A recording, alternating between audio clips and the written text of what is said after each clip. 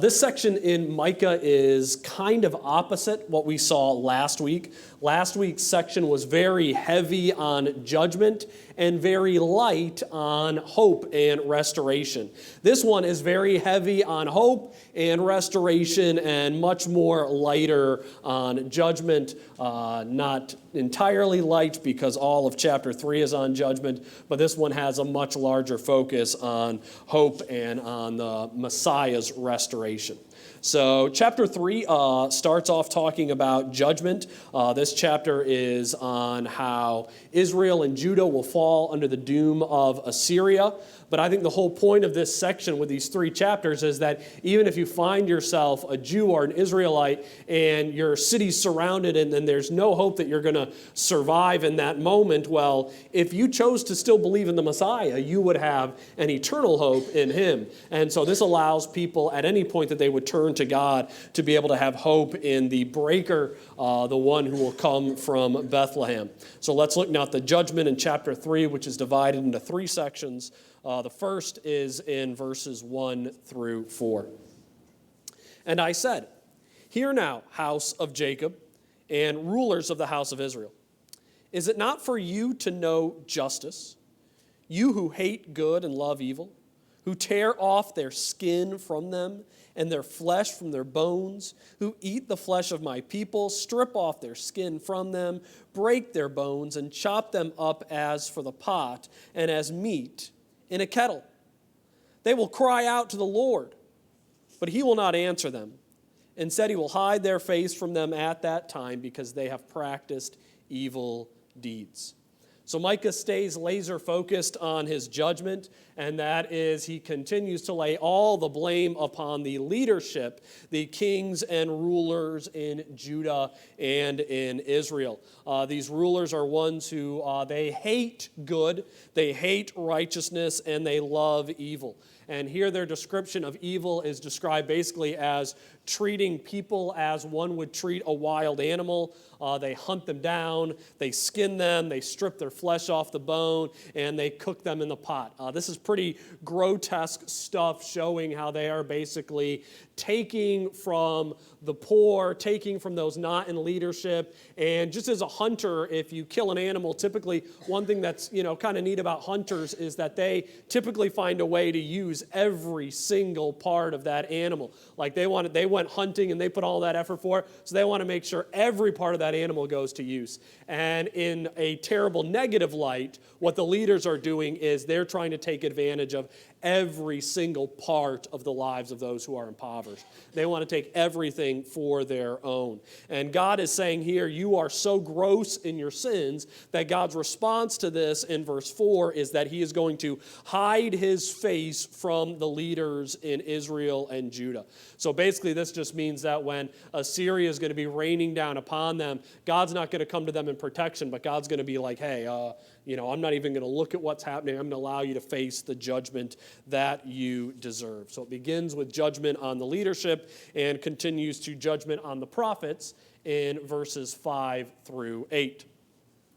"Thus says the Lord, concerning the prophets who led my people astray, when they have something to bite with their teeth, then they cry, 'Peace.' But against him who puts nothing in their mouth, they declare holy war. Therefore, it will be night for you, without vision, and darkness for you, without divination. The sun will go down on the prophets, and the day will become dark over them. The seers will be ashamed, and the diviners will be embarrassed. Indeed, they will cover their mouths because there is no answer from God. On the other hand, I am filled with power, with the Spirit of the Lord, and with justice and courage, to make known to Jacob his rebellious acts, even to Israel his sin." So here's the problem with the prophets of this day, is that basically they are just simply working for whoever will give them the most food. The Hebrew in verse 5 is kind of picturesque to say that they lead people astray whenever they have something to bite between their teeth. This is almost the idea of them saying, I'm not going to, prophesy peace for you unless you're giving me so much food that I'm prophesying with a full mouth. And so you have this idea of like a child with their mouth full trying to spew stuff out, and that's how the prophets were acting. As long as their mouths are full, they will tell you that things will be peaceful, your crops will be abundant, your wives will be beautiful, and you will have tons of kids to take care of you when you are old. But as soon as their mouths are empty, they warn those who don't give them food that holy war is coming. And so God says his response to this is he's just going to shut these prophets up altogether. He's going to darken their visions. He's going to make them too ashamed to prophesy. But then we have this wonderful contrast at the end of this section in verse 8 with Micah as the true prophet. Micah is talking about how he is courageous. He is speaking the truth. And why is he able to be courageous and speak the truth? Because Micah is one who is not full of food in his mouth, but Micah is filled with the Holy Spirit's power. So Micah's not going to be manipulated by the offer of a rack of lamb. He's not going to be swayed by some honey cakes that you're going to give him, but he's going to make known to the north and to the south, to all of Israel and all of Judah, their rebellion and their sin. Which should tell us that, number one, the sign of a true prophet is the sign of courage. That's the willingness to be able to proclaim the hard truths that people don't want to hear. The reality of sin, the exclusivity of the gospel, the holy glory of the Lord, that is what a prophet proclaims. And we know Micah is a true prophet because what he is saying, it's not going to make him wealthy in his generation. If anything, it's going to make him impoverished. It's going to threaten his life to be thrown into prison. But Micah is a prophet, so he's going to continue to speak in the glory of the Lord. And then we conclude this chapter by Micah circling back to those same leaders that he stays laser focused on at the beginning of this chapter and the beginning of the book. So verses 9 through 12 say, "Now hear this, heads of the house of Jacob and rulers of the house of Israel, who abhor justice and twist everything that is straight, who build Zion with bloodshed and Jerusalem with violent injustice. Her leaders pronounce judgment for a bribe. Her priests instruct for a price, and her prophets divine for money. Yet they lean on the Lord, saying, 'Is not the Lord in our midst? Calamity will not come upon us.' Therefore, on account of you, Zion will be plowed as a field. Jerusalem will become a heap of ruins, and the mountain of the temple will become high places of a forest." So we read here that the leaders of Judah and Israel, they are twisting everything. They are perverting justice and judgment. They are basically building their wealth upon the lives of the poor and the simple. You can imagine a world where, in this context, the vast majority of people cannot read. So unless you're one of the leaders, unless you're one of the Levites, you can't read anything. So you can imagine how easy it would be in that circumstance and context to take advantage of people who they can't read the law. They can't look at what Moses wrote and compare it with what their leadership are telling them to. They can't read the Psalms of David. So you could have a priest go up and give a psalm that is praising the Lord. Halfway through it shifts to praising the gods of Canaanites and the gods of Baal. Are the people going to be able to check the Psalms to know that that is a legitimate psalm? They're not. And so you can imagine the amount of manipulation that would happen here. And so we have right type of judgment that is upon those priests, priests who are taking bribes, priests who are proclaiming, "Look, God is in our midst." How do we know God is in our midst? This temple has been dedicated to the Lord. How do we know God is in our midst? When we built golden calves in Samaria, we named them by the Lord's name. That's how we know God's in our midst. We are the chosen people, so certainly judgment will not come upon us. And then Micah ends this section of judgment by simply saying, it will. You will be judged. God's going to basically plow the whole nation as if he's a farmer getting ready to plant seeds for the next upcoming season. And he's going to tear down your high places of worship until they'll just be left as barren forests in which no one lives. And so we have this judgment upon the leaders for how they've been manipulating, taking advantage of the people. And then we transition now to a long section of prophecy as chapters 4 and 5 look forward to the coming of the Messiah. So Micah chapter 4, beginning in the first 5 verses. And it will come about in the last days, so right there at the very beginning, Micah's letting us know, we're talking about the last days here, that the mountain of the house of the Lord will be established as the chief of the mountains. It will be raised above the hills, and the peoples will stream to it. Many nations will come and say, "Come, and let us go up to the mountain of the Lord and to the house of the God of Jacob, that he may teach us about his ways and that we may walk in his paths.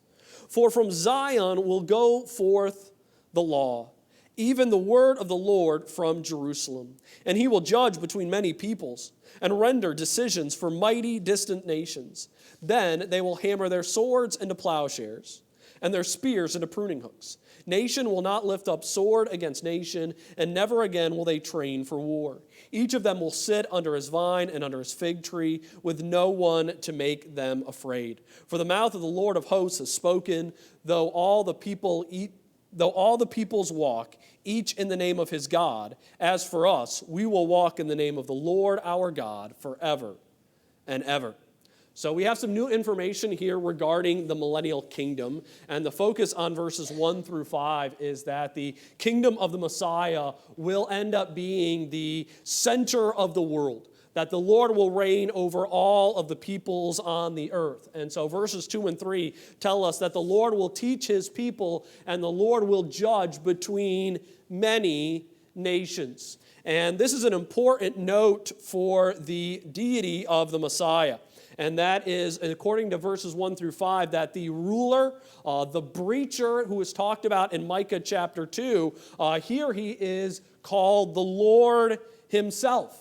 And so it will be the Lord who will be the one who is ruling over the world. And the interesting thing is that at this point, based on what Micah said, you do have this picture of God himself coming to earth to rule and to reign. But what we're going to see later in this same prophecy, because I think Micah 4 and 5 is one long prophecy, but sort of the middle fact and statement about this prophecy is the one that we bring up a lot of Christmas seasons, and that is the Messiah will come from Bethlehem. And so we have this really interesting description of the Messiah in Micah 4 and 5, where on the one hand, the Messiah is the Lord.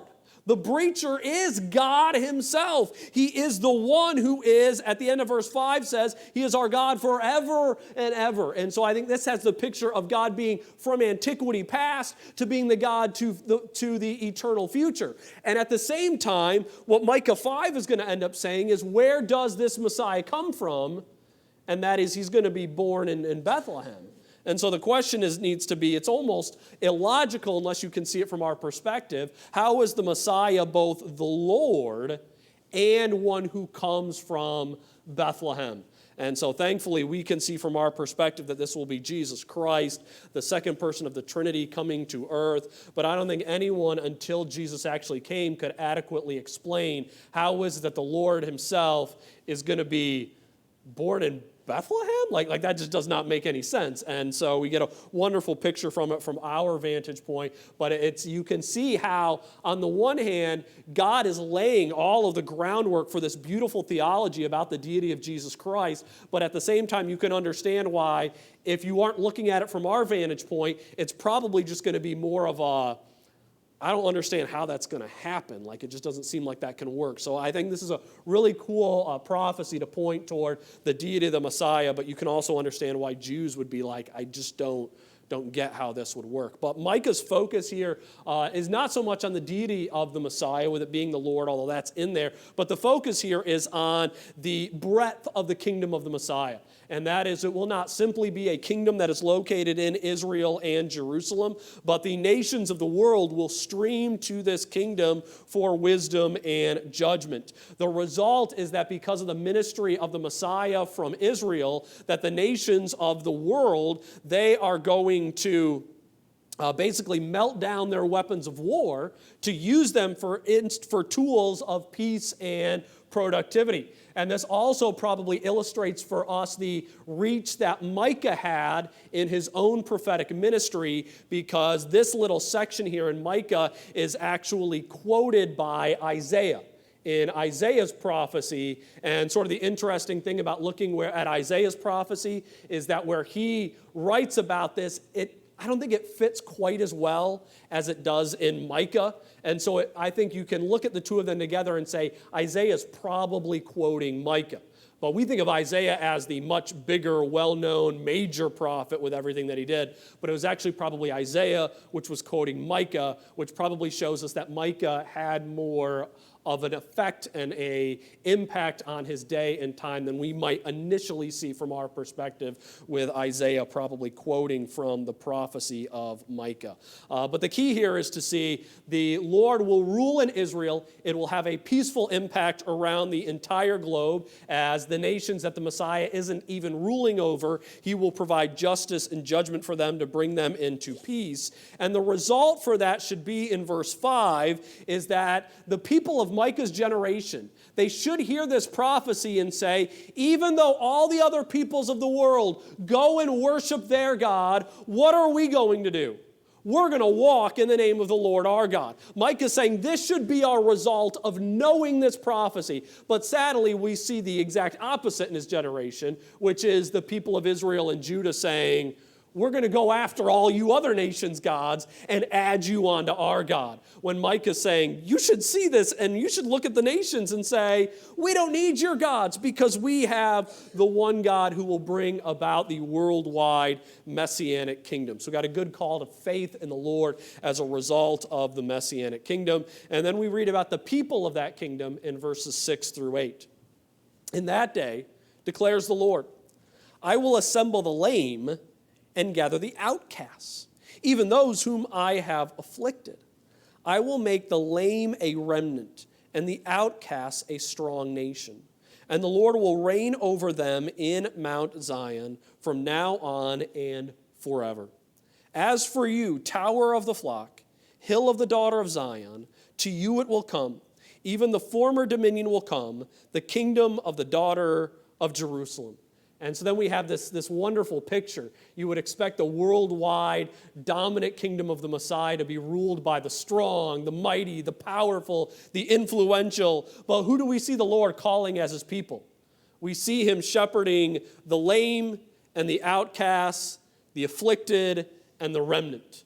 Those are the people that the Messiah will come. And I think all of those put together are telling us that he will shepherd the lowly and he will shepherd the humble. We also have another interesting description of the Messiah's kingdom, talking about the tower of the flock and the hill of the daughter of Zion in verse 8. I didn't realize this till I looked this up in a few commentaries, but the phrase, the tower of the flock, was actually a phrase that was used to point toward Bethlehem.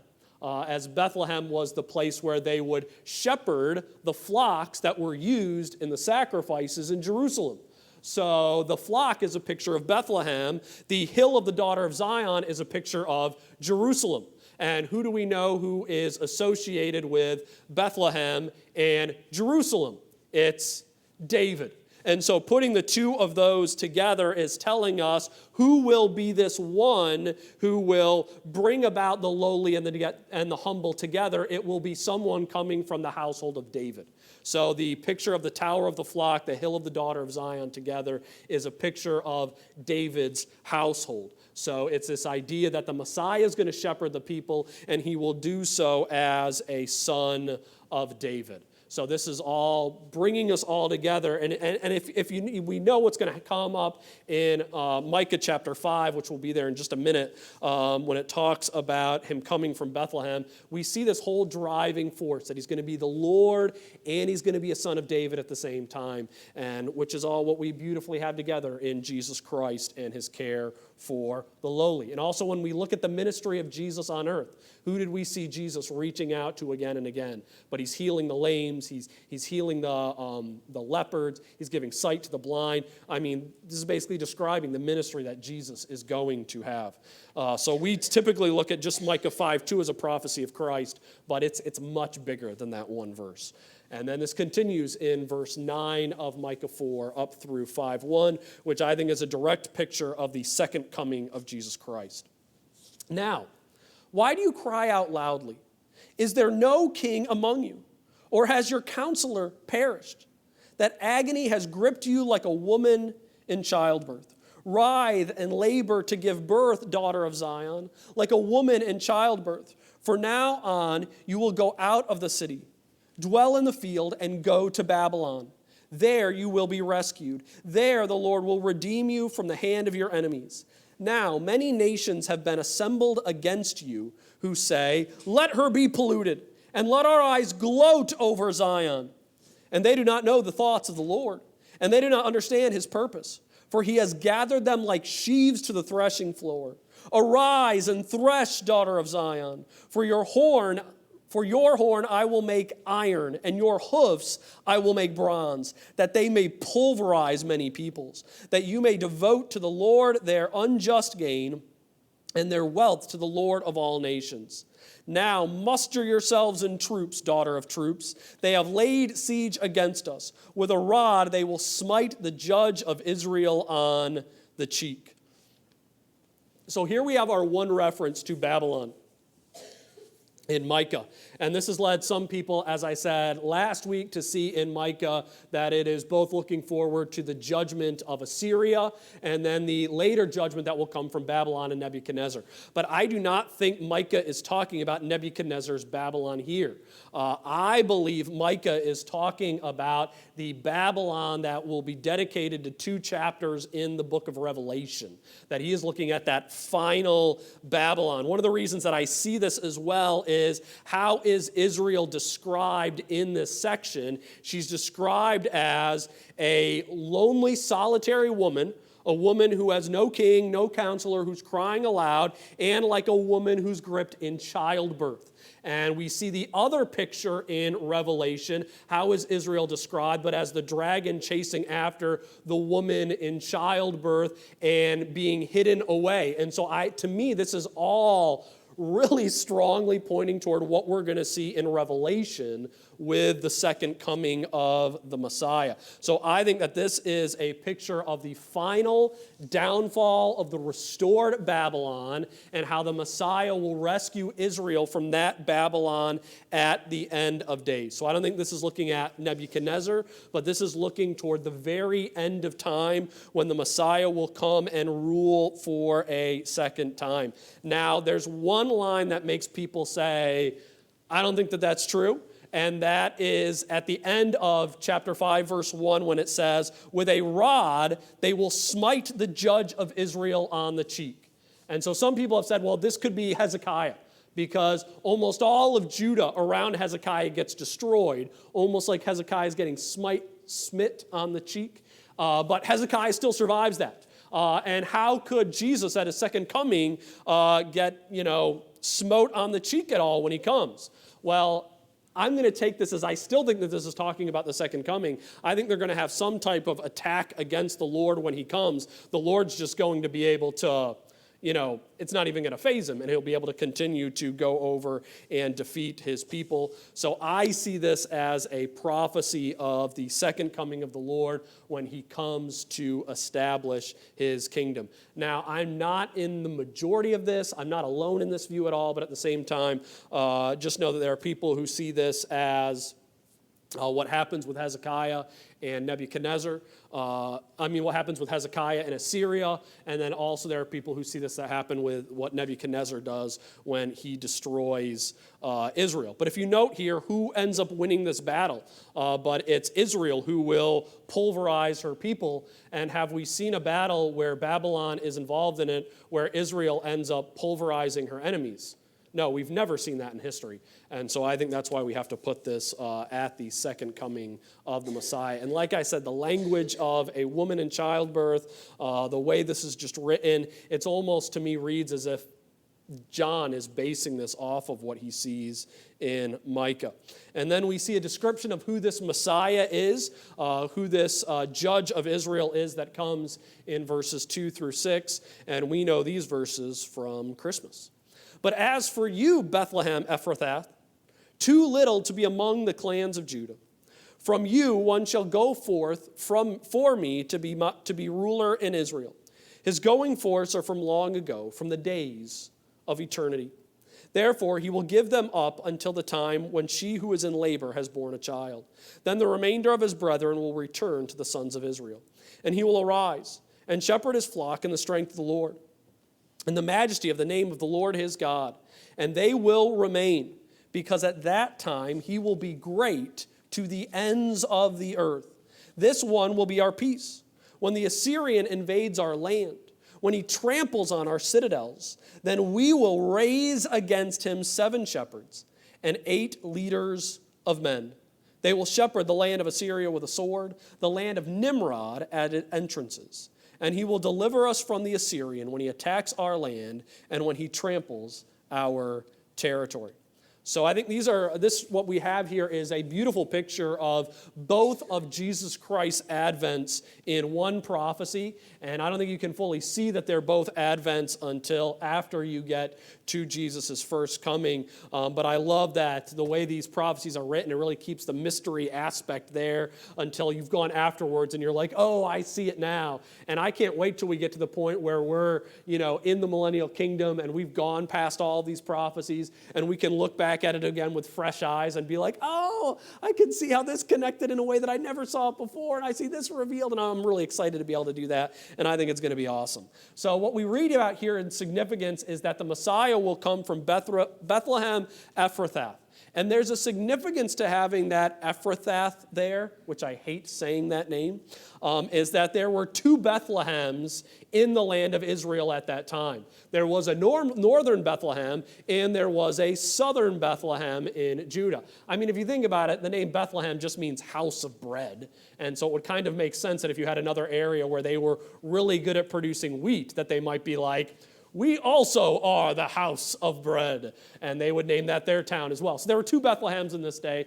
And the reason you have that Ephrathah there is that this is designating that this is specifically the Bethlehem of David.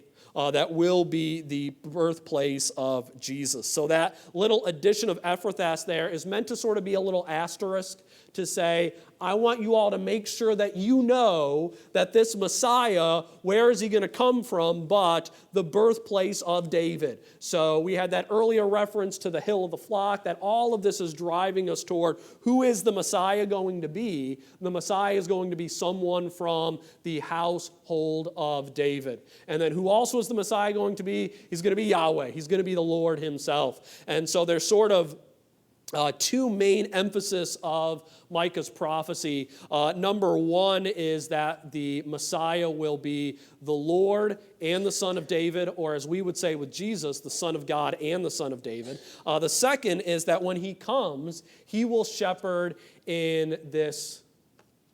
I think I have the wrong note. Okay, they're out of order.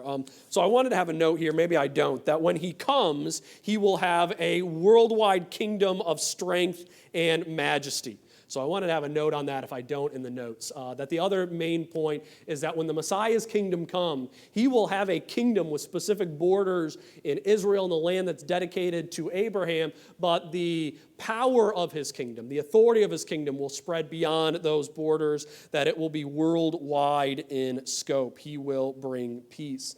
What we read about here is Assyria being the one to trample Israel. And I think, again, this is pointing not toward what will happen to Assyria in the generation after Micah, but this will be the army that will come to oppose the Messiah at the end of days. I recently read a book by Randy White, another pastor who's located in New Mexico.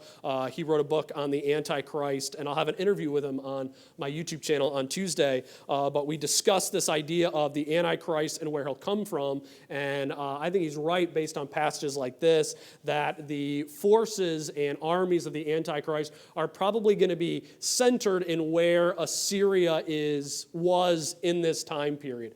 That they will come from the north, they will come from the restored Babylon is right next door there as well. And then also we have the significance of bringing up the land of Nimrod here. Nimrod is the character who founded the city of Babel, where we ended up having the Tower of Babel. And so it's the idea of basically the kingdom of this world against the glory of God coming full circle in the opposition that they've had to God. So they initially opposed God at Babel and saying, we're going to build our kingdom here and we're going to reach the heavens. And so where will the armies against the Messiah come from to attack him at the end of days, they'll be back in the land of Nimrod once again at Babel, and that's where they will gather their forces for that final attack. So it's really all trying to circle back to what we saw in Genesis with the Tower of Babel when you have the land of Nimrod.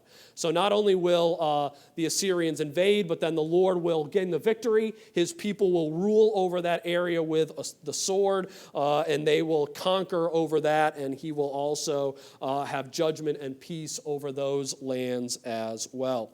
But we get more of a universal focus in verses 7 through 15 now of Micah 5.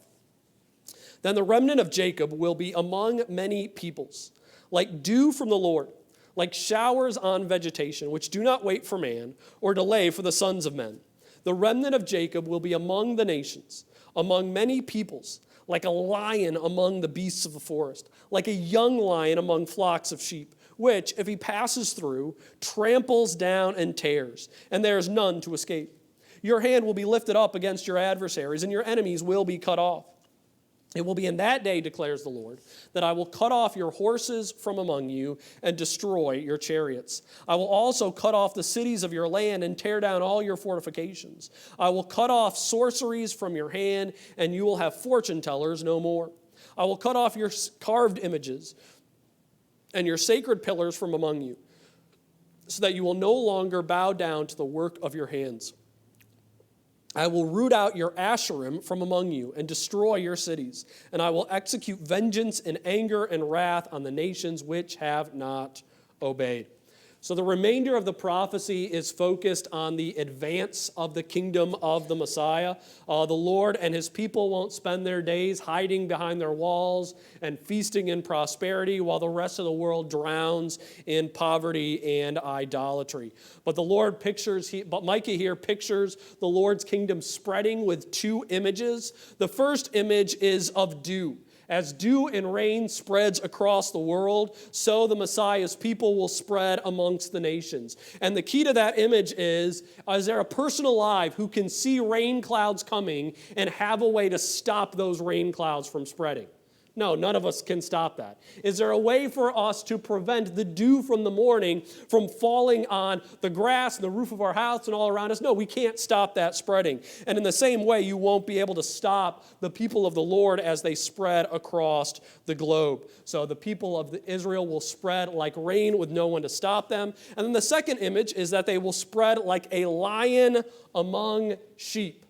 And that's the image of if you have a lion or a young lion going into a sheepfold and spreading amongst the midst of them, are any of those sheep going to be able to say, meh, you can't come in here? No, the lion's just going to do whatever he wants. He's going to go right in there. If he wants to eat something, he's going to eat something. I mean, you're just not going to stop him at all. And so what the Lord is saying is that after he comes and establishes his kingdom, his people are just going to spread across the globe, and they will not be stopped or defeated at all. You will have the fortifications and the weaponry of this world dismantled and overcome by the kingdom of the Messiah. And those who have established false kingdoms under false lords, they will be torn down at the establishment of the Messiah's kingdom. Now, verse 14 specifically talks about routing out the Ashram. So that's tearing down the Ashram. The Ashram was the goddess of fertility and the cultic acts, and the people worshiped the Ashram through cultic acts of sexual pleasure. Child sacrifice was involved in the Ashram as well. I think we can see a lot of parallels between the historic worship of those gods and that false channel of worship in what we're doing in our own society today, where I think the one act in America that's probably seen as you cannot speak against is free and open sex. And, we have people passionate about that today. And so we're going to see an end of all of that in the establishment of the Messiah's kingdom. He will root down those who desire to keep that as part of society and life. And people will end up falling falling in line with the Messiah's kingdom, because he's going to spread across the world with his people, and he's going to establish nation after nation that will rule in peace under his judgment. So Micah here is predicting the kingdom of the Messiah which will come. The kingdom of the Messiah will be one that will be ruled by a central ruler in Zion or Jerusalem. That ruler will both be the Lord and he will be a son of David. And so we will have those two together and the one ruler in Zion based on Micah. And we know the son of David and son of God is Jesus Christ, so we're looking forward to his rule. But not only will he rule in those borders of Israel and Judah, but a focus on Micah is a global expansion of the Messiah's kingdom, that he will bring judgment and peace all around the world. And Micah hinted that this was going to be the case when the initial prophecy of the Messiah, because what did he call the Messiah? But the breaker last week. And the breaker has the idea of we're going forth from our walls, where we're trailblazing new paths. And so Micah's whole focus on the Messiah is sort of a unique focus, because typically in the prophets, both major and minor, when they focus on the Messiah, it's very much localized in the borders of Israel and Judah. It is a kingdom for the Jews. But Micah's focus is on, we're going to go way past the borders of the land that God gave to Abraham, and this will be a worldwide kingdom.